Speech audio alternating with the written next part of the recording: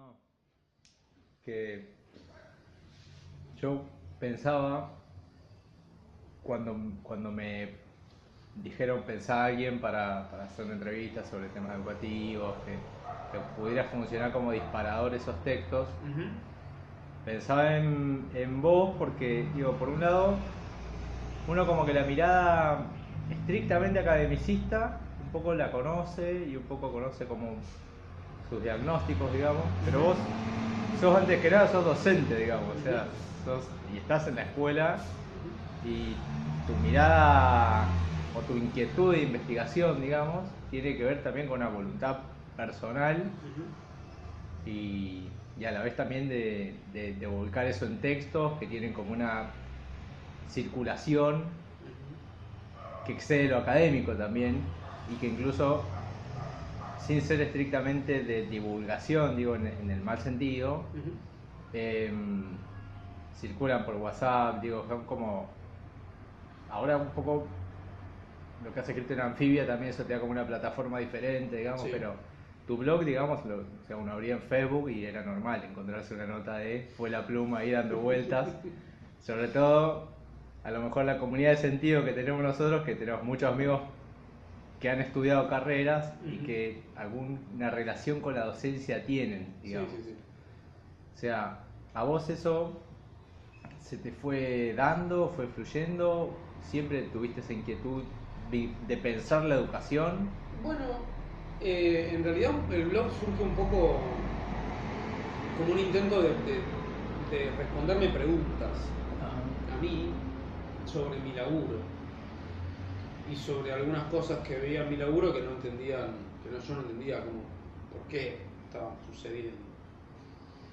Entonces un poco el hilo para tirar tenía que ver con eso. Entonces todas las cosas que aparecen ahí, en el blog sobre todo, son distintas preguntas que yo me fui haciendo o distintas cosas que fui encontrando eh, como objetos, digamos, de análisis dentro de mi propio trabajo, eh, para tratar de entender cómo funcionan en términos macros, digamos. Entonces, a partir de eso, también escribiéndolo y con el feedback que fui teniendo de la gente que lo leía, eso me iba sirviendo también para entender un poco por qué pasaban algunas cosas y también reducir cierta angustia Claro. ante esas cosas que pasaban, que pasan en mi trabajo, Sí. al menos porque ya entiendo cuáles son sus causas profundas, digamos. Sí. Un poco surgió por eso. Después lo de Anfibia eh, entró un poco para explotar una parte de eso. eh, y me servía también a mí para explorar también una cuestión más Claro. pedagógica, más de lo vincular, que era un poco lo que habíamos charlado con la gente de Anfibia para Sí. hacer. Yo pensaba algunos de tus textos, digamos, como que abordan cuestiones sobre las que existe un consenso, por lo menos en que hay un problema con algo de, por ejemplo, es un lugar común, digamos, de decir, bueno, la escuela no soluciona o no está solucionando los problemas de los pibes, o como que hay un desfase Ujú. entre la preparación académica que tiene un docente y la demanda que tiene esos sujetos, digamos, que van que acuden a educarse de alguna manera, obligados por sus padres o por su voluntad, por los diferentes motivos Ujú. que los inserten. Eh, ¿qué, ¿Cuáles pensás que son algunas respuestas que uno puede decir? Hay una crisis en la educación o la escuela no está dando respuestas? Digo, Me parece que hay una crisis de paradigmas de la escuela secundaria, sobre todo. Me parece que los niveles inicial y primario no tienen una crisis orgánica, digamos, una cosa así que la parte al medio y hace cuestionar cuál es el sentido del nivel inicial y primario. Parece que está claro. Pero en la escuela secundaria sí hay una crisis de sentido y hay una crisis de paradigmas porque formateada, elitista, con materias que respondían a un paradigma decimonónico del conocimiento, o sea, historia, geografía, matemática, biología, organizado así organizado para las élites decimonónicas que iban a dirigir el país. Organizado así, no funciona para un público masivo, que es el que ahora va a la escuela, porque ahora la escuela secundaria es obligatoria, y además hay no solo es obligatoria, sino que además hay una demanda de acceso a la escuela secundaria, porque también en el mundo han ocurrido procesos que generaron que en el mercado de trabajo se pidan títulos cada vez más altos para acceder a cargos poco cualificados, digamos. Entonces, Sí. capaz que para ser repositor en un supermercado te piden un secundario completo. Sí. Y capaz que hace 50 años para trabajar en una fábrica con un trabajo semi-calificado ni siquiera te piden el secundario. Sí. Pero hoy sí te lo van a pedir, digamos. Entonces, también el mundo fue llevando a eso, entonces hay una demanda. Pero hay una demanda por el título de la secundaria, porque efectivamente esa crisis de paradigmas hace que se produzca una crisis pedagógica. Entonces, bueno, ¿qué le tenemos que enseñar a estos chicos? En el inicial hay que enseñarles los primeros pasos de la socialización, determinadas cuestiones relacionadas con el mundo que rodea a ese niño, a esa niña. En la primaria se enseñan a leer, escribir, multiplicar, dividir, sumar y restar, y algunas nociones básicas de ciudadanía. En secundaria, ¿qué? La ley dice para los estudios superiores, para el mercado de trabajo y para la ciudadanía responsable. Bueno, por eso no está sucediendo. ¿Qué rol cumplen en esa, o sea, al detectar esa crisis, digamos, que es transversal a los partidos políticos, a las ideologías en Es general? mundial la crisis. Pero digo, acá pensando un poco en la Sí. Argentina, digamos, ¿cómo pensás que cómo pensás que lo ve este gobierno? Si tiene alguna ambición refundacionalista o si hace un diagnóstico, ¿qué tipo de diagnóstico hace? No, este gobierno no. O sea, el discurso de la Porque revolución digo, a veces educativa- eso, claro, hay como Sí, pero una eso- ambición, digamos, a veces decir plan, educación, no sé, 2030, ponele, Sí, o son algunos cosas consensos como... que se. Pero después vos lees el documento y no hay nada estrambótico ahí. O sea, vos lees el documento y decís, bueno, sí, son cosas básicas, por ejemplo, de organizar por cargos el trabajo docente en secundaria. Sí, eso no es revolucionario, es lo que es hacia donde hay que ir. Pero eso no es una aspiración refundacional, digamos, de este gobierno. Es ese criterio de organizar el trabajo docente en secundaria por cargos, que es previo, está en la resolución del Consejo Federal de 2008. Y en todo caso, el documento secundariamente entra lo retoma y dice, bueno, che, esto habría que hacerlo. Ahora, no están haciendo nada para hacer eso, por ejemplo. Después de la revolución educativa es un eslogan de campaña. Digamos, este gobierno no hizo absolutamente nada sobre el campo educativo. O sea, no operó ninguna transformación hacia adelante, ni siquiera en términos neoliberales. En todo caso, abrió algunos esquemas de negocios para que hay algunas corporaciones globales que muerden, digamos, de la torta de la capacitación docente, le venden materiales para hacer algunas cosas con plataformas virtuales, etc. O sea, abrió un poco más, que ya estaba abierto, abrió un poco más ese esquema de negocios, refederalizó funciones que durante el kirchnerismo se habían asumido del Estado Nacional, vació el Ministerio de Educación de la Nación, no hizo nada. Y después, a nivel jurisdiccional, eso ya depende de cada provincia, Claro, obviamente, claro.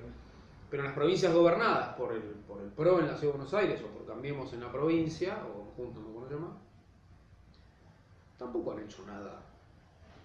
Lo más ambicioso que yo he visto que se hizo en provincia fue un nuevo diseño curricular para primaria, que parece, visto así desde arriba, pertinente, está bien. Pero después la verdad que no hay ninguna ambición refundacional ni nada, o sea, no tiene ningún plan. Y del lado de las otras entidades de representación, digamos, de los otros focos de representación, como pueden ser los sindicatos, las federaciones, digo porque estamos ahora, hoy es 17 de septiembre, Día del Profesor, un contexto de conflictividad alta, digamos, en casi todos los niveles, con sus emergentes como puede ser la garrafa que explota en Moreno y mata a 2 personas, el secuestro y tortura a una docente el otro día en reclamo por ollas populares, o otras discusiones, digamos, que tienen que ver con, por ejemplo, el presupuesto universitario. Digo, las distingo como para ver hasta qué punto son un poco transversales, digamos, a los niveles educativos, pero también sumo otro nivel más, por ejemplo, la discusión de la modificación de la ley de educación sexual integral, o que ahora vuelve a estar en el tapete. Digo, ¿cómo ves las otras entidades, digamos, saliendo del gobierno y pasando un poco la pelota para la sociedad civil, digamos, organizada, si querés? ¿Qué es lo que detectás, digamos? Bueno, ahí están los sindicatos que en este contexto, me parece a mí, el reflejo es defender el salario. Y tú más defensivista, digamos. Y defensa del salario específicamente. Claro. O sea, los sindicatos intervienen en la discusión pedagógica un poco más, poco menos. En todo caso, tienen una pata teórica, digamos. Adriana Puigros es una persona que está vinculada a CETERA, no es que claro, es otra cosa. Entonces, hay discusiones en términos pedagógicos, pero hoy en día los sindicatos concretamente, que son el único actor que le discute al gobierno en términos de la agenda pública, en términos de educación, en la agenda pública, y los sindicatos están en una estrategia defensiva de defensa del salario, que me parece, sí, me parece absolutamente pertinente. Es cierto que los sindicatos tienen que repensarse, los sindicatos docentes tienen que repensarse un poco, y esto yo lo he discutido al interior del sindicato, porque yo soy delegado, algunas cuestiones vinculadas con pensar el futuro, digamos, del sistema educativo y cómo vamos los docentes a estar insertos. O sea, tenemos que empezar a pensar algunos escenarios futuros. Tal vez tenemos que pensar que no toda modernización es neoliberal, no planteándosela al gobierno de Cambiemos, obviamente, claro, porque ellos van por el salario, punto, y por el estatuto. Pero sí me parece que por fuera de la agenda urgente del corto plazo de la discusión salarial y de la defensa de algunas cuestiones básicas como la infraestructura en el caso de Moreno, o los atentados a las libertades individuales como en el caso de Corina, que la secuestraron y la torturaron, por fuera de eso que realmente nadie contempló que sea parte de la discusión docente, parece que el rol actualmente es ese. Después hay otros actores que aparecen ahí, digamos, los actores de antiderechos, discutiendo el artículo 5 de la educación sexual integral. A mí me parece que eso es un emergente que le escapa al gobierno, digamos. Que es un grupo de interés que se metió ahí, medio inorgánico, medio orgánico, te estará estructurado por algunas iglesias, pero que no formaban parte del panorama tan claramente y ahora tienen cierta organización, digamos. Pero me parece que están como puestas, están fuera de tiempo. Bien. Tal vez. Y yendo un poco más, siguiendo dentro ya no de los sindicatos, sino yendo al lugar del docente dentro del aula. Muchas veces se habla, por ejemplo, una discusión que suele surgir al momento de tomar medidas de fuerza, en el contexto de un conflicto salarial o paritario, o como los que han emergido estas últimas semanas. Algunos docentes dicen, bueno, yo doy la lucha o doy clases formativas sobre el conflicto en las aulas. Digo, más allá de esas cuestiones muy coyunturales, digamos, ¿qué rol cumple el docente o cómo detecta el docente una vez que se cierra la puerta y está dentro de su aula con 30, 20, 40 alumnos en una escuela que o bien puede ser un colegio nacional, digamos, o una escuela de la periferia, así muy genéricamente hablando? ¿Cómo notás o qué percibís con qué se encuentra y qué desafíos o estrategias puede empezar a plantear ese docente frente a lo que él mismo detecta es una crisis orgánica de lo que es su trabajo también, de alguna manera? Sí, su trabajo / vocación, digo, porque a veces sí, es como una discusión también que existe. Sí, digamos. Eso es otra discusión. Perdón. Dale. Okay.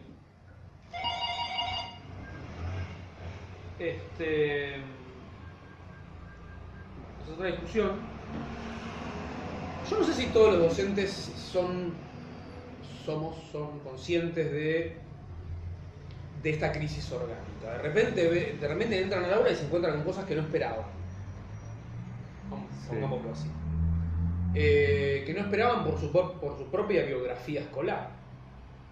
O sea, cuando ellos fueron a la escuela, eso, comillas, no pasaba. Que también es relativo, pero bueno, supone. A mí me parece que depende del perfil de cada docente, intentará intervenir de manera muy intuitiva sobre esos emergentes que aparecen en el aula secundaria, estamos hablando siempre, en este contexto de masificación y ahora vuelta a una fuerte pauperización de la población. Me parece que hay respuestas muy intuitivas cuando hay interés en responder de alguna manera. ¿Qué hay? En general, uno podría decir que hay interés en responder. Lo que no hay es una sistematicidad en esa respuesta. En general son respuestas intuitivas, bien intencionadas, pero poco profesionales, digamos. Porque efectivamente, en esta estructura que tiene el nivel medio, estas tradiciones que tiene el nivel medio, una de las tradiciones es el docente va a dar la clase de su materia y punto. No se tiene que hacer cargo de cuestiones pedagógicas. En la tradición de la escuela secundaria, vos sos un excelente profesional de la literatura y eso te hace un buen docente de lengua y literatura. Y no es así. O sea, un erudito de la historia, en el esquema tradicional de la escuela secundaria, es un buen docente de historia. Bueno, pues no. Pero esa es la tradición que circula. Entonces, bueno, pero si yo sé de mi materia, ¿qué es esto de este chico, esta chica que no me da pelota, que me falta respeto, que me da vuelta a la clase? Bueno, y ahí hay respuestas bastante intuitivas, algunas contraproducentes en general, y algunas pocas respuestas profesionales de quienes nos hemos ocupado de entender qué es lo que hay que hacer, digamos, ante determinados emergentes. Primero, no ponerse la capa de Superman, y segundo, dar intervención a otros adultos que tienen que hacerse cargo también de la situación conmigo si a mí me excede. Pero la combinación de yo no fui formado para esto más capa de Superman te genera unos monstruos y unas respuestas que son muy contraproducentes ante los problemas de la inclusión, por llamarlo así. Y estos, como para finalizar, estos problemas de inclusión, digamos. A veces, y te lo mezclo un poco con lo que decía de la vocación del docente, y que un poco lo entiendo vinculado también a eso de decir, bueno, uno no es solo el que entra a dar una clase de física, sino que además tiene que ser como una segunda mamá de los chicos, que capaz que es algo que está mucho más anclado sobre la idea del docente de primaria, pero que me parece que también le asigna a veces un rol al docente, en todos los niveles me parece, de contención, digamos. Lo que pasa es que entre el erudito y la segunda mamá, o sea, son dos extremos que no funcionan ninguno de los dos. Porque uno es un profesional de la educación. Ser un profesional de la educación, sin duda, está atravesado por una cuestión afectiva. O sea, uno es docente y la docencia se para sobre una relación afectiva para desarrollar el trabajo profesional docente. Pero eso no es, o sea, es una relación afectiva profesional, lo cual suena oxímoron, digamos, pero es una relación afectiva profesional. Uno sabe que ese es la cinta por la que circula el proceso educativo, pero uno sabe que eso es dentro del trabajo, del propio trabajo. Entonces es un área gris, pero uno es un profesional, entonces uno, más que contener, o sea, uno tiene un protocolo de contención. O sea, indudablemente el protocolo no cubre todas las esferas de lo humano, con lo cual, cuando te estalla el problema, bueno, vos tenés que tener algunos reflejos de respuesta, pero después tenés que marcarte y decir, bueno, esto va para allá, esto va para allá y esto va para allá. Más allá de ver si le das un abrazo, más allá de eso, no sos el psicólogo, no sos el médico, no sos el abogado, sos el docente. Tenés que contener en el emergente inmediato Y después tenés que tomar determinadas decisiones que están pautadas. Eso es ser un profesional de la educación, digamos. No es ser un erudito de la disciplina, ni una segunda mamá. Sin duda, la maestra de primaria y la de inicial, los propios pibes desarrollan un vínculo afectivo tal vez mucho más intenso ahí, porque bueno, están creciendo, se están separando de su casa como ámbito estructurante de su vida, y aparece la escuela como otro ámbito estructurante de su vida, y bueno, en esa etapa de crecimiento tan clave que es la niñez, efectivamente hay un vínculo afectivo mucho más intenso tal vez con la maestra de inicial y la de primaria, que en el nivel medio, donde las cosas más despersonalizadas, pero en el nivel medio empieza a plantearse ese problema, digamos. No de desarrollar un vínculo afectivo y ser un amigo, sino decir, hay aspectos de la profesión docente que no tienen que ver específicamente con la erudición disciplinar, que tienen que ver con cuestiones humanas, afectivas, pedagógicas, que hay que prestarle mucha atención, hay que tener mucho cuidado con eso, y hay que saber que eso es parte del trabajo. Digamos. Parece que viene un poco por ese lado. El tema de la vocación entonces queda como medio vacío, porque la vocación es una palabra, digamos, que engloba una serie de preconceptos, la vocación docente. Sí, a uno le puede gustar el laburo que tiene, pero también ese laburo que tiene la docencia tiene un montón de aspectos bastante frustrantes, con lo cual, ¿viste? Y uno no tiene por qué bancárselos en soledad. Y no tiene por qué bancarse que le paguen bajo sueldo por esos aspectos frustrantes que son la mayoría. Digamos. Y después tenés, sí, efectivamente, situaciones que son mágicas dentro de la profesión docente, y cosas que te hacen lagrimear y cosas que te parten al medio, maravillosas o dolorosas, pero bueno, de una intensidad muy fuerte.